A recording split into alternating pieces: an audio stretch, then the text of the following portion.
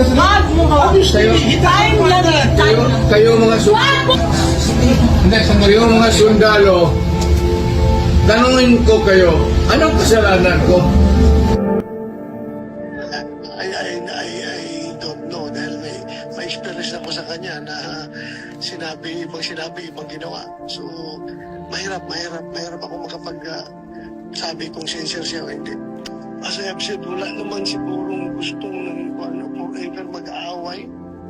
Lahat naman tayo ay gustong tumahimik tayo at mabuhay ng matiwasay at makafocus sa kabutihan ng ating bansa. Pero sa lalim ng sugat na in-inflict nila sa amin, I think kailangan talaga ng extreme sincerity. Yun na, sir, dinetain yun na yung tao for due process. Madam Vice President. Sir, nasa loob ng detention ang tao because you question due process.